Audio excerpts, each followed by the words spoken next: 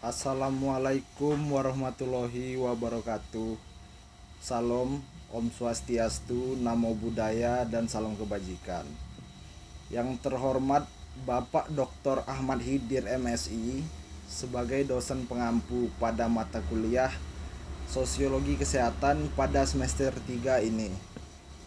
Izin memperkenalkan diri, nama saya Fernando Situmorang dengan nomor induk mahasiswa 2301112825. Mahasiswa jurusan Sosiologi, Fakultas Ilmu Sosial dan Ilmu Politik, Universitas Riau angkatan 2023. Pada kesempatan kali ini saya akan membuat video pemaparan materi sosiologi kesehatan untuk memenuhi tugas akhir pada mata kuliah sosiologi kesehatan. Baik, untuk materi yang pertama yaitu pentingnya belajar sosiologi kesehatan atau antropologi kesehatan. Pada zaman sekarang, pola penyakit menular yang berbahaya seperti cacar dan lepra sudah jauh berkurang. Hal ini dikarenakan ditemukannya formula obat-obatan seperti antibiotik, dan pola pemeliharaan kesehatan masyarakat yang cenderung berubah. Masyarakat mencari pertolongan medis bukan hanya untuk bertahan hidup, tetapi ada kecenderungan seperti agar aktivitas sehari-hari mereka tidak terganggu, atau untuk estetika dan kebugaran, bahkan untuk pengembangan intelektual. Perbedaan anggapan orientasi sehat pada zaman dahulu dan sekarang memiliki perbedaan yang signifikan. Pada zaman dahulu, orang akan pergi ke dokter atau dukun bila mereka sakit saja. Mereka merasa takut bila berhubungan dengan rumah sakit dan beranggapan jika berobat ke rumah sakit bukan menjadi sembuh, malah akan memperburuk keadaan. Sementara pada zaman sekarang, alternatif pilihan untuk tetap bugar adalah pergi ke rumah sakit. Saat ini masyarakat mampu memilih tujuan pengobatan secara modern dengan rumah sakit yang semakin kompetitif. Tujuan pembelajaran dalam sosiologi atau antropologi kesehatan ini adalah yang pertama, menambah pemahaman bagi tenaga kesehatan dalam mengatasi persoalan dalam praktik dan mampu menghargai perilaku pasien dan peka terhadap lingkungan sosial di mana dia ditugaskan.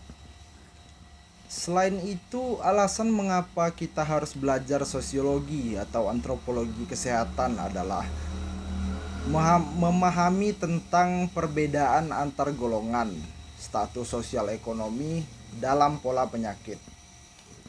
Sebagai contoh, penyakit jantung lebih banyak diderita orang Amerika Serikat yang lahir di Amerika Serikat dibandingkan dengan orang Amerika Serikat yang lahir di luar Amerika Serikat. Tentunya hal tersebut tidak terlepas dari yang namanya pola dan gaya hidup. Beberapa lingkup biomedik membutuhkan permasalahan sosial. Hal ini dikarenakan pengambilan keputusan medis tidak hanya didasarkan pada aspek biologis atau kesehatan, tetapi juga mempertimbangkan norma, nilai, dan dampak sosial. Berikut beberapa lingkup masalah biomedik yang membutuhkan permasalahan sosial. Yang pertama, pengaturan jumlah penduduk melalui alokan atau sterilisasi. Hal ini termasuk ke dalam masalah biomedik karena melibatkan aspek biologis kesehatan dan teknologi medis yang berhubungan langsung dengan tubuh manusia. Pengaturan jumlah penduduk mempengaruhi fungsi reproduksi manusia yang merupakan bagian dari proses biologi. Yang kedua, kontra KB yang dipelopori oleh Malthus. Malthus menyarankan menunda perkawinan, di mana hal ini berdampak pada kesehatan reproduksi. Menunda usia reproduksi yang dapat mempengaruhi kesehatan biologis perempuan. Titik usia reproduksi yang terlalu tua atau terlalu muda dapat meningkatkan resiko komplikasi kehamilan atau infertilitas. Peningkatan kesehatan ibu dan anak dengan menunda perkawinan, perempuan memiliki waktu lebih lama untuk mempersiapkan kondisi fisik dan mental yang ideal untuk kehamilan sehingga meningkatkan kesehatan generasi berikutnya. Permasalahan sosial kesehatan membutuhkan keahlian sosiologi. Hal ini dikarenakan kesehatan tidak hanya dipengaruhi oleh faktor biologis, tetapi juga oleh konteks sosial budaya, ekonomi, dan politik.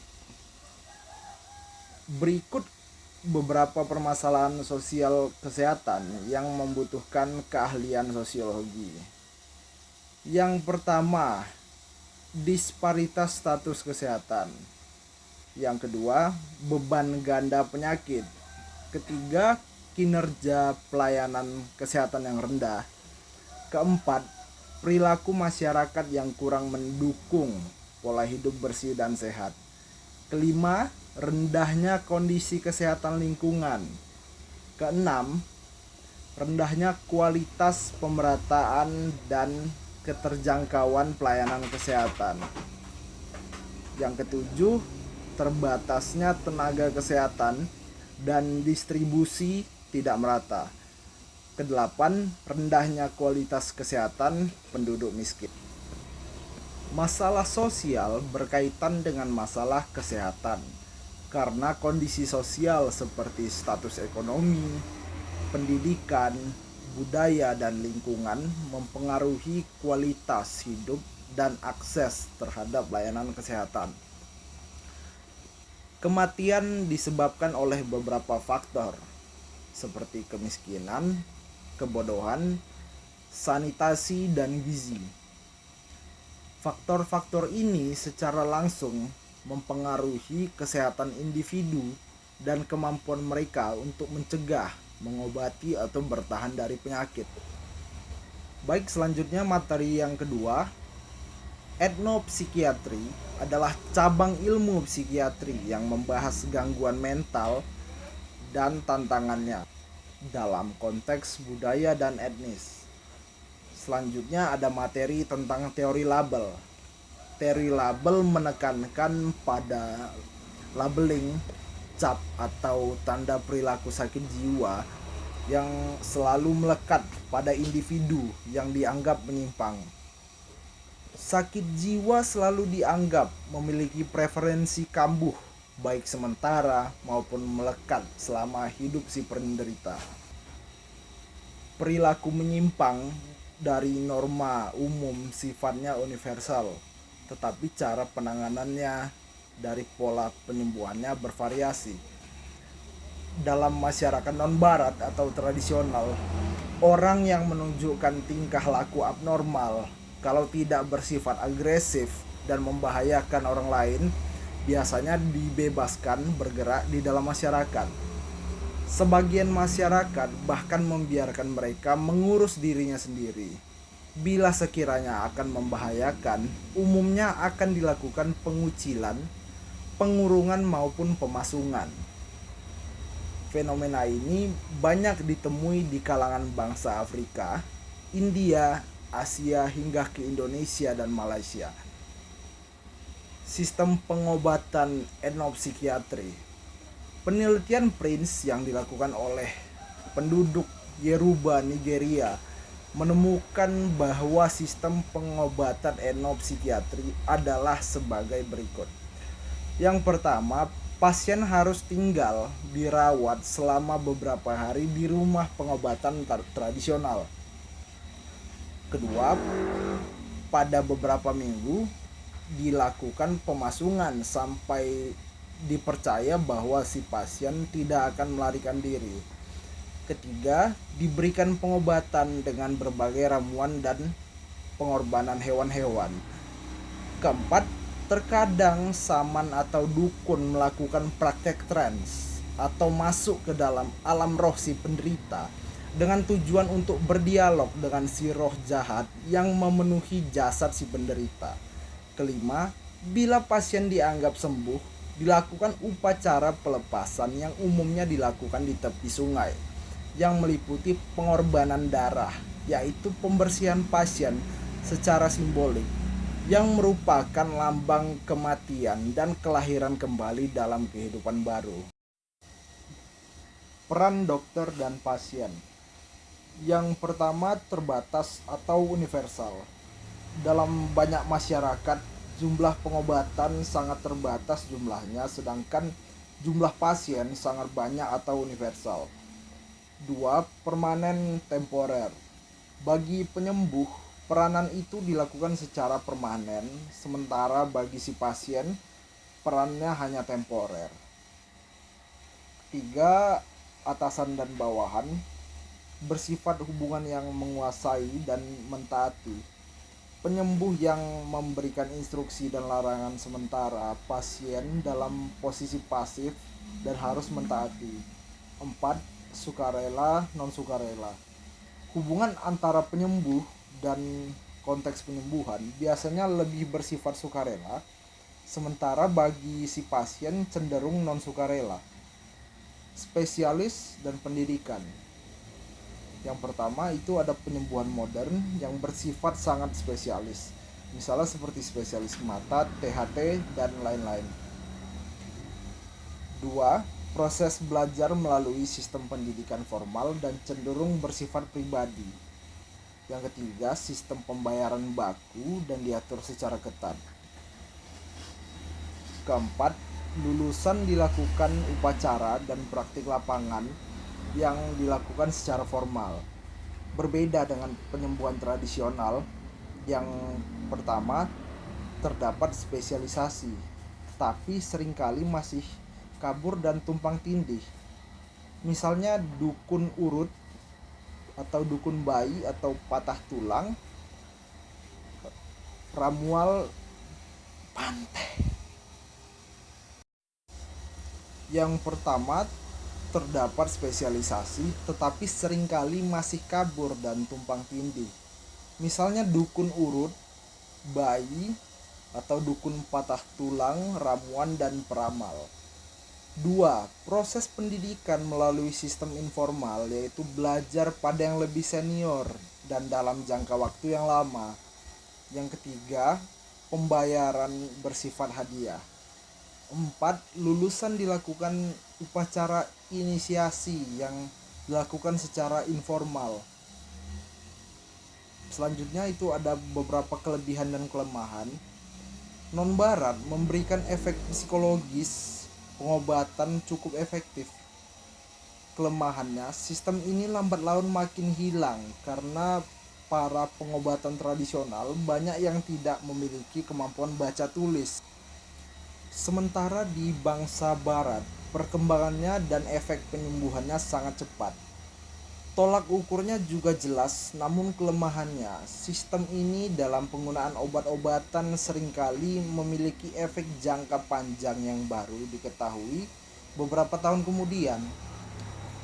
Selanjutnya kita masuk ke materi yang ketiga, masalah pangan dan gizi dalam konteks sosiologi atau antropologi kesehatan. Masalah pangan dan gizi dalam konteks sosiologi atau antropologi kesehatan. Alasan mengapa masalah pangan dan gizi dianggap penting untuk dikaji oleh sosiologi dan antropologi kesehatan disebabkan oleh kelaparan dan kekurangan gizi merupakan hambatan paling besar bagi perbaikan kualitas kesehatan masyarakat. Pola konsumsi dan pola makan dipengaruhi oleh budaya dan kebiasaan makan yang buruk. Kekurangan gizi dapat menurunkan daya tahan tubuh terhadap infeksi penyakit. Kekurangan gizi dapat menyebabkan kemampuan bekerja yang menurun. Kekurangan gizi karena krisis ekonomi adalah akar masalah dari hal ini. Dikarenakan penurunan daya beli masyarakat, di mana saat kritis ekonomi terjadi pendapatan keluarga yang cenderung menurun, yang mengurangi daya beli mereka terhadap kebutuhan pokok, sehingga menyebabkan kurangnya akses terhadap makanan.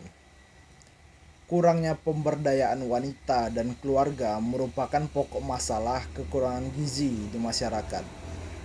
Hal ini dikarenakan wanita tentunya sering menjadi pengambil keputusan, utama dalam hal pengelolaan makanan di rumah, mulai dari perencanaan hingga penyajian makanan. Jika wanita memiliki akses terhadap pendidikan atau pelatihan tentang gizi yang baik, mereka akan mampu memberikan asupan yang seimbang dan bergizi bagi anggota keluarganya. Penyebab tidak langsung kurang gizi adalah, yang pertama, tidak cukupnya persediaan pangan, di mana kurangnya pangan di tingkat rumah tangga berarti tidak tersedianya makanan yang bergizi. Kedua, pola asuh anak yang tidak memadai, mencakup kurangnya perhatian atau pengetahuan orang tua mengenai praktik pemberian makanan. Ketiga, ketersediaan air bersih yang tidak memadai. Hal ini meningkatkan resiko penyakit infeksi seperti diare yang berdampak pada penyerapan nutrisi oleh tubuh. Penyebab langsung kurang gizi adalah, yang pertama, makanan tidak seimbang, atau yang berarti asupan makanan tidak memenuhi kebutuhan nutrisi tubuh, baik dari segi jumlah maupun jenisnya. Kedua, penyakit infeksi seperti diare, infeksi saluran pencernaan, atau penyakit lainnya dapat mengganggu penyerapan nutrisi di tubuh. Peran makanan dalam konteks budaya. Dalam konteks ini, makanan berperan sebagai ungkapan ikatan sosial. Contohnya seperti jamuan atau undangan makan dalam berbagai budaya yang dianggap sebagai lambang persahabatan.